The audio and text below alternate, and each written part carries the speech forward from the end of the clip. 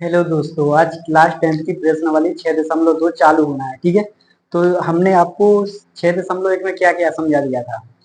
हमने बताया था आपको कि समरूपता क्या है, सर्वांग क्या है। ठीक है, ये सब नियम बता दिए थे। अब देखो समरूपता के नियम देखो। समरूपता में जोन जोन से नियम लगते हैं। अभिलाक्षणिक नियम देखो समरूपता के। ठीक है,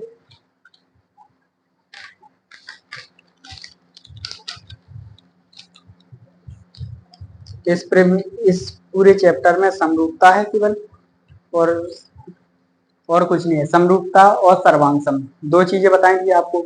अब हम सबसे पहले आपको समरूपता की अभिलाक्षणिक बता रहे हैं कि किस प्रकार से हम सिद्ध कर सकते हैं कि यह दो त्रिभुज या दो आकृति समरूप है। ठीक है, लेकिन त्रिभुज के समरूपता के नियम देखो।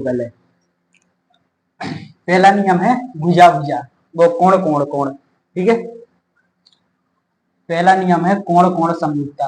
कोण कोण कोण।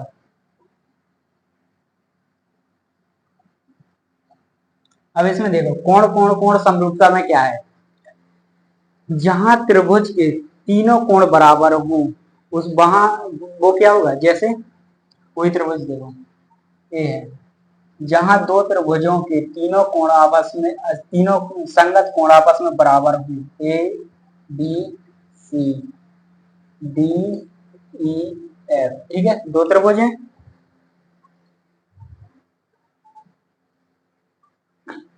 दो त्रिभुज हैं यहाँ पर। अब इसमें कहा कि कोण कोण कोण समरूपता से, यानी तीनों कोण दो त्रिभुजों के तीनों कोण बराबर होने चाहिए। ठीक है, तो इसमें देखो कोण ए बराबर, संगत कोण बराबर होने चाहिए। कोण ए बराबर कोण डी, कोण बी बराबर कोण ई, और कोण सी बराबर कोण एफ। ठीक है, यानी कि किन्हीं दो त्रिभुजों के संगत कोण आपस में बराबर होने चाहिए। ठीक है, एक क्या होगी, कोण कोण कोण समरूपता सिद्ध करने के लिए भी आती है। ज्यादा कुछ नहीं है इसमें, त्रिभुज बना के दे देगा और सीधा क्या है, संगत कोण बराबर कर देना केवल। अब देखो दूसरी कोण कोण समरूपता है, इसमें दो कोण बराबर है। तो अब तीसरा कोण देखो, वो इसमें तीन कोण है। अब आगे कोण कोण समरूपता, दूसरी प्रमेय देखो इसकी, कोण कोण समरूपता। दो त्रिभुजों के जब दो संगत कोण आपस में बराबर हो तो कोण कोण समरूपता लगी। ठीक है, इसमें क्या है कि कोण संगत कोण बराबर होनी चाहिए। कोण ए बराबर कोण डी, बिल्कुल सेम पिछले जैसा। कोण बी बराबर कोण ई, यानी कि दो तीन नहीं है बराबर त्रिभुज के तीनों कोण, तीनों संगत कोण बराबर नहीं है। दो त्रिभुज के दो संगत कोण बराबर होकर ये समरूपता लग जाएगी इसमें। ठीक है, तो क्या करना है, यदि तीन कोण बराबर नहीं है तो किन्हीं दो दो कोणों को ले लेना है। जब दो कोण बराबर होंगे तो वो क्या है, केवल एक सी आकृति बनाएगा, यानी समरूप आकृति बनाएगा। समरूप में क्या है कि कोण बराबर होने चाहिए, भुजा से कोई मतलब नहीं है, लेकिन क्या समान अनुपात में होने चाहिए। अब देखो दूसरी प्रमेय हो गई कोण कोण समरूपता। अब तीसरी प्रमेय है भुजा भुजा समरूपता। भुजा भुजा भुजा समरूपता। ठीक है, यहाँ पर देखो तीसरी भुजा भुजा और भुजा, यानी भुजा भुजा किन्हीं दो त्रिभुजों की तीनों भुजाएं समान अनुपाती हों। ठीक है, तो वहां क्या भुजा भुजा समान अनुपात में हो, वहां क्या लगेगी, भुजा भुजा समरूपता लगेगी। ठीक है, कोण बराबर होते हैं। देखो समरूप में क्या है कि कोण बराबर होते हैं, लेकिन जो भुजा है वो समान अनुपात में होती है। इसलिए जब भी ये प्रमेय लगाओ, मतलब प्रमेय नहीं, इसे क्या बोल सकते हैं, समरूपता। हाँ, प्रमेय ही समझ लो। जैसे समरूपता में कोई भी प्रमेय लगाओ तो हमेशा क्या ध्यान रखना है कि कोण हमेशा बराबर होंगे और जो भुजा हैं वो समान अनुपात में होंगी। तो इसमें क्या है, भुजा भुजा भुजा, तीन भुजा है, तीनों भुजा है, ये समरूपता है। ठीक है, तीनों भुजा समरूपता में। अब देखो इसकी तीनों भुजाएं संगत भुजाएं क्या करना है, समान अनुपात में विभाजित करना है, यानी कोण वो भुजा ए बी बराबर, ए बी समानुपाती डी। ठीक है, बराबर ए सी समानुपाती डी एफ, बराबर बी सी समानुपाती ई एफ। ठीक है, यानी समानुपात में बराबर विभाजित करें। ठीक है, अब आगे भुजा कोण भुजा समरूपता, तीसरी समरूप चौथी समरूपता देखो यहाँ पर, त्रिभुज की चौथी समरूपता, भुजा कोण भुजा। ठीक है,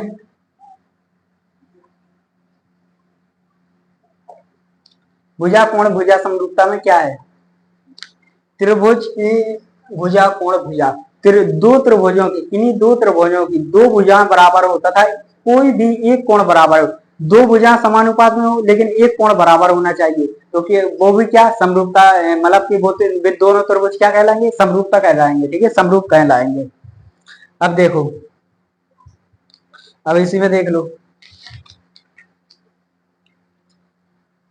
जैसे मान लिया हमने कि कोण बी बराबर कोण ई है, कोण बी बराबर कोण ई। ठीक है, और ये दोनों त्रिभुज, ये दोनों भुजाएं समान अनुपात में है, कोण बी बराबर है कोण ई, संगत कोण बराबर है। ठीक है, लेकिन जो दो दो भुजाएं हैं इसमें देखो, एक कोण दो भुजाएं हैं, तो दो भुजाएं क्या होंगी, समान अनुपात में विभाजित करेंगी एक दूसरे को। ठीक है, और दो एक कोण है, यानी कोई एक संगत कोण है, या फिर ए वाला ले लो तो फिर ए वाला ले, यानी संगत कोण बराबर होना चाहिए कोई एक भी। ठीक है, इसमें देखो, इसमें क्या लिखेंगे, ए बी समानुपाती डी, ठीक है, बराबर बी सी बटे ई है। ठीक है, दो भुजाएं आपस में समानुपात में बराबर हो गई। अब कोण, एक कोण, कोई भी एक कोण, कोण बी बराबर कोण ई।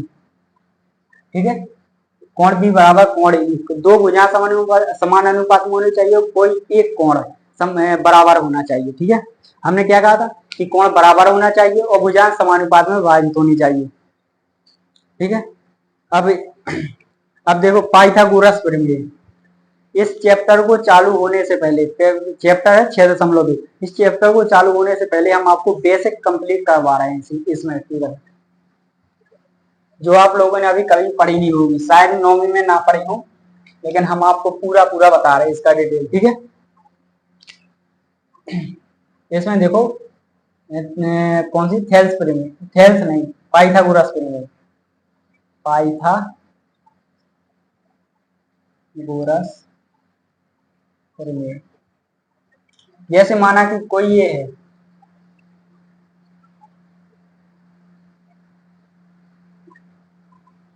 यहाँ पर 90 डिग्री का कोण बना है। ठीक है, ए बी सी। ठीक है, कोण बी पर 90 डिग्री का कोण है, यानी कोई एक भुजा समकोण, मतलब कि कोई एक कोण समकोण होना चाहिए इसमें। ठीक है, कोई एक कोण क्या होना चाहिए, 90 डिग्री का होना चाहिए पाइथागोरस प्रमेय में। जब कोई भी कोई एक 90 डिग्री का होना चाहिए, कोई भी एक कोण। ठीक है, अब सबसे पहले समझो पाइथागोरस प्रमेय है क्या। वैज्ञानिक पाइथागोरस थे, उन्होंने एक प्रमेय दी और उस प्रमेय को अपना ही नाम दे दिया, इसलिए पाइथागोरस, तभी तो आज हम उनका नाम ले रहे थे पाइथागोरस। अगर हम सोच में पड़ जाते हैं कि पाइथागोरस है क्या, कौन है, वैज्ञानिक था। ठीक है, ये प्रमेय उसी ने दी, इसलिए उसने अपनी प्रमेय का नाम ही पाइथागोरस रख लिया। ठीक है, अब देखो उसने जो प्रमेय दी वो क्या है, उसने कहा कि जो कर्ण का वर्ग है वो जब कोई त्रिभुज समकोण है, यानी एक कोण 90 डिग्री का है, तो उसमें क्या है कि कर्ण का वर्ग है वो अन्य दो भुजाओं के वर्गों के योग के बराबर होगा। देखो जैसे ये है कर्ण, सबसे त्रिभुज की सबसे बड़ी भुजा क्या कहलाती है, कर्ण कहलाती है। ब्लड में शामिल कर लो, त्रिभुज की सबसे बड़ी भुजा कर्ण कहलाती है। ठीक है, ये क्या है, कर्ण है सबसे बड़ी भुजा। और जैसे तुम्हें ये भी पता नहीं चला कि सबसे बड़ी भुजा इसमें कौन है, वहां तुम फीता लेके नापने नहीं जाओगे कि दीवार नाप रहे या कुछ कर रहे, तो सबसे बड़ी भुजा कौन हुई, 90 डिग्री के सामने की कोण ही सबसे बड़ी भुजा होगी। ठीक है, 90 डिग्री, जहां पर 90 डिग्री का कोण बनाएगा वो सबसे बड़ी भुजा है। तो देखो 90 डिग्री का कोण क्या बनाया, बी पर बना, तो बी के सामने की, जस्ट सामने की भुजा ही सबसे बड़ी भुजा होगी। ठीक है, तो ये क्या हुई, जो सबसे बड़ी त्रिभुज की सबसे बड़ी भुजा क्या कहलाती है, कर्ण कहलाती है, और जो सबसे बड़ी भुजा है वही कर्ण है, और 90 डिग्री के सामने ये कर्ण हो गई। ठीक है, अब इसे आधार मान लो या इसे आधार मान लो, हम नीचे वाले को आधार मानेंगे। ठीक है, ये क्या बची, ये लंब। ठीक है, अब उसने क्या कहा था, वैज्ञानिक पाइथागोरस ने क्या कहा था कि कर्ण का वर्ग है, यानी कर्ण का वर्ग, इसका वर्ग, कर्ण का वर्ग अन्य दो भुजाओं के वर्गों के योग के बराबर है। ये भुजा आ गई, कर्ण का वर्ग हो गया, अन्य दो भुजा, जो दो भुजा बची हैं, यानी आधार का वर्ग, आधार का वर्ग प्लस लंब का वर्ग, ठीक है, आधार का वर्ग प्लस लंब का वर्ग, अन्य दो भुजाओं के बराबर होगी, ठीक है। वैज्ञानिक ने यही दिया। अब थेल्स का विलोम, वो पाइथागोरस का विलोम, हर बार थेल्स का नाम है। अब पाइथागोरस का विलोम देखो क्या है, पाइथागोरस का प्रमेय वो विलोम, ठीक है, अन्य दो भुजाओं के बराबर होगी तो एक कोण 90, ठीक है, तो उसने प्रमेय दी थी। अब थेल्स की, अब इसका पाइथागोरस का विलोम क्या होगा कि जब पाइथागोरस का विलोम होगा, पाइथागोरस का विलोम, विलोम नहीं पूछा जाता, हाँ पाइथागोरस का विलोम देखो, यदि दो भुजाओं, मतलब कि यदि कर्ण, मतलब कि कर्ण का वर्ग अन्य दो भुजाओं के वर्ग के योग के बराबर होगा तो त्रिभुज के किसी एक कोण का मान 90 डिग्री होगा, ठीक है, त्रिभुज के किसी एक कोण का मान, यानी कि जब कर्ण का वर्ग लंब का वर्ग प्लस वो आधार का वर्ग प्लस लंब का वर्ग, यदि ये उसने दिया, यदि ये है किसी त्रिभुज में इतना बराबर है, तो हम कह सकते हैं कि कोण ए बी सी बराबर 90 डिग्री। और कोण, जब भी हम क्या करेंगे, कोण लिखेंगे, कोण का चिन्ह बनाएंगे और कोण लिखेंगे ए बी सी, तो हमेशा बीच वाला ही एंगल बनता है। देखो यहाँ पर ए बी सी बीच वाला है, बीच वाला एंगल बनेगा यहाँ पर, देखो बीच वाला, यानी कि हम लिखेंगे कोण ए बी सी बराबर 90। तो कौन सा कोण 90 के बराबर है, कोण बी बराबर है 90 के बराबर, ना कि पूरी लाइन, ठीक है। इसे हम कोण की, इसे एबीसी इस प्रकार लिखते हैं ताकि ये वाला कोण बन जाए, ठीक है। तो बी वाला कोण क्या होगा, 90 डिग्री का होगा। अब इसी के साथ हम प्रश्नावली को चालू करते हैं, ठीक है, बड़ी जोश के साथ। तो जोश बिल्कुल इसी प्रकार कम नहीं होना चाहिए। प्रश्नावली 6.1 का पहला क्वेश्चन देखो, आकृति 6.172 में, ठीक है, एक दो आकृति है 6 मतलब के पहले प्रश्न में दो आकृति है, यानी उसमें कुछ समानता दिया है, तो एडी का मान ज्ञात करना है, ठीक है। चलो करते हैं।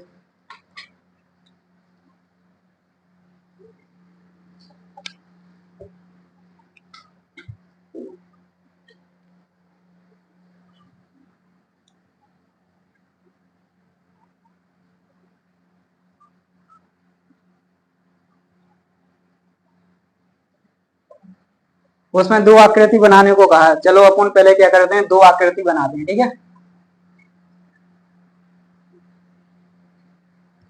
अरे यार मैं फुटा उटा नहीं ली ऐसे तुम लोग समझना कि ये गलत बने, ठीक है। आकृति कोई भी हो, अपन को क्या बनाना है, केवल एक समांतर रेखा रेखा खींच, ठीक है, डी ई, ठीक है। अब एक आकृति और बनाना है,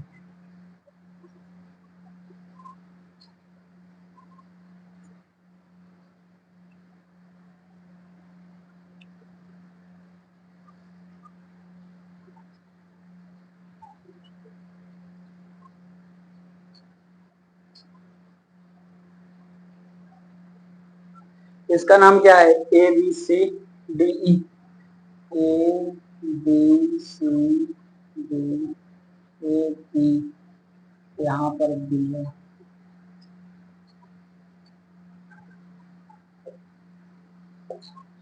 उसने दो आकृति दे दी, ठीक है। उसने कहा कि ए बी, इस आकृति में, ये आकृति पहली, ये आकृति दूसरी, ठीक है। उसने कहा पहली आकृति में ए डी बराबर कितना, 1.5 सेंटीमीटर, 1.5 सेंटीमीटर, ठीक है। और डी बी बराबर 3 सेंटीमीटर, डी बी बराबर 3 सेंटीमीटर, ठीक है। और क्या दिया है, 1 सेंटीमीटर ए ई का मान दिया, ए ई का मान 1 सेंटीमीटर दिया, ठीक है। अब दूसरी आकृति में देखो, डी बी बराबर 7.2 सेंटीमीटर, डी बी बराबर 7.2 सेंटीमीटर, ठीक है, ये दशमलव का चिन्ह बना। और ए ई बराबर 1.8 सेंटीमीटर, और ई सी बराबर 5.4 सेंटीमीटर, 5.4 सेंटीमीटर, ठीक है। अब देखो, उसने कहा है डी ई डी ई समांतर बीसी आकृति में यदि डीई समांतर है बीसी। हमने आपको कल जो प्रश्नावली चालू हुई थी तो हमने बताया था कि डबल लाइन है, जो खड़ी डबल लाइन है, उसका उसका मतलब होता है कि समांतर है। यानी कि डी समांतर है, यहाँ पर समांतर लिखेंगे नहीं लेकिन समांतर है बीसी के। डीई समांतर है बीसी के, डीई समांतर है बीसी के। जब हमने आपको बताया था कि किसी त्रिभुज में कोई समांतर रेखा खींची जाए, वो दो अन्य बिंदुओं से टकराए, ठीक है, दो अन्य बिंदुओं से टकराए, तो वो क्या उन भुजाओं को संगत अनुपात में विभाजित करेगी। यानी क्या क्या होगा इसमें, थेल्स प्रमेय लगेगी। अब लिखेंगे हम थेल्स प्रमेय से। अब तो थेल्स प्रमेय से,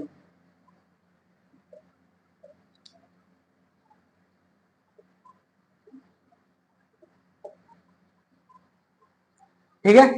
थेल्स प्रमेय से, थेल्स प्रमेय क्यों लगाए इसमें, थेल्स प्रमेय क्यों लगाई, क्योंकि हमें ये पता, उसने क्वेश्चन में दिया है कि डी समांतर है बीसी के, डी समांतर बीसी के है, इसलिए हमने थेल्स प्रमेय लगाई। वरना हमें क्या मतलब कि क्या लगा, कौन सी प्रमेय लगाना है, ठीक है। तो हमें इसमें पता चल गया कि डी ई समांतर है बीसी के, तो हमने थेल्स प्रमेय लगाई। जब समांतर हो यानी कोई त्रिभुज है, उसमें एक रेखा की समांतर कोई अन्य रेखा खींच दी जाए, तो वो यदि वो जो रेखा खींची है वो समांतर है, तो वो अन्य तो वो जो बिंदुओं को काटो वो समान अनुपात में विभाजित करें, ठीक है। यही थेल्स प्रमेय। तब देखो थेल्स प्रमेय क्या कहती है, डी ई वो ए डी बटे डी बी बराबर ए ए डी ए डी, सही है ना, सही है, सही है।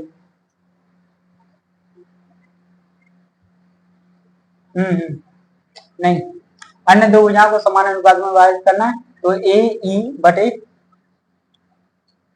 ए ई बटे ई सी, ठीक है। यानी कि अन्य दो दोनों तरफ की भुजाओं को जो काटा है, वो भुजाओं को हमने क्या समानुपात में विभाजित कर दी, ठीक है। और उसने क्या कहा था, क्वेश्चन में कहा था उसने कि ईसी और एडी को ज्ञात करना है। ईसी और ए और डी डी यानी इसे और इसे ज्ञात करना है। तो पहले आकृति एक में देखो, ठीक है, फिर आकृति दो में देखना। पहले आकृति एक में देखो, ईसी के स्थान पर कुछ नहीं हम लिखेंगे, ठीक है। एडी का मान कितना दिया उसने, हमने थेल्स प्रमेय लगा दी। अब थेल्स प्रमेय में सीधा मान रखना है। तो देखो एडी बराबर कितना है, 1.5 बटे डी बराबर कितना है, 3 है, 3 है ना, हाँ, बराबर ए बराबर कितना है, 1। और ईसी बराबर कुछ क्यों नहीं है, क्योंकि वो हमें ज्ञात करना है, ठीक है। अब क्या करेंगे, यहाँ का दशमलव हटाया, ठीक है, तो एक नीचे जीरो बढ़ गया, ठीक है। अब त्रिया गुणा कर दो, तो 15 ई सी बराबर कितना हो गया, 30। 30 का गुणा एक में किया 30 ही आएगा। ई सी बराबर 30/15, यानी ई सी बराबर कितना आ गया, 2। अपना ई सी का मान निकल आया 2, ठीक है। ई सी का मान अपना 2 निकल आया, ठीक है। अब सेम इसी ये हो गया अपना आकृति एक में, ये हो गया आकृति एक, ठीक है। ये अपनी आकृति कौन सी है, पहली। अब देखना आकृति दूसरे में, ठीक है। चलो इसी का दूसरा सवाल देखो।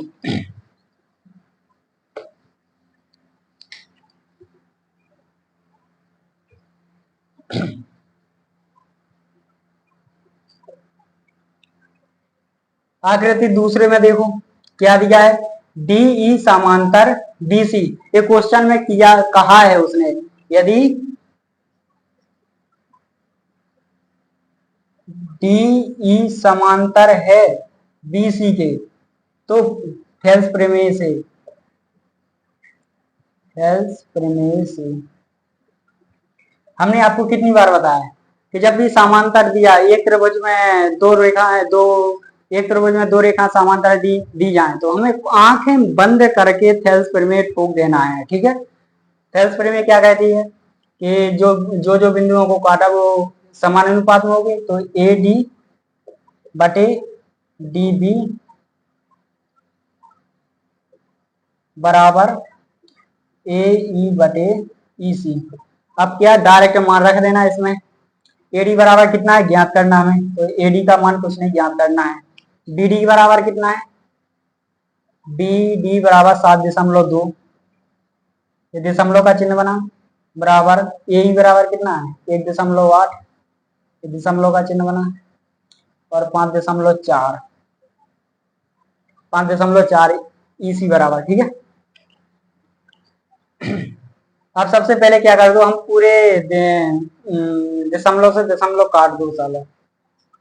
चलो कुछ नहीं, देखो इसका क्या करेंगे, हम त्रियक गुणा करेंगे। ठीक है, त्रियक गुणा करेंगे, 54 एडी बराबर, अब देखो यहाँ पर एडी बराबर क्या आ जाएगा 7.2 गुणा 1.8 बटे कितना आ जाएगा 5.4। ठीक है, ये आ गया अपना एडी बराबर, हमने क्या किया त्रियक गुणा करके भाग कर दिया। ठीक है,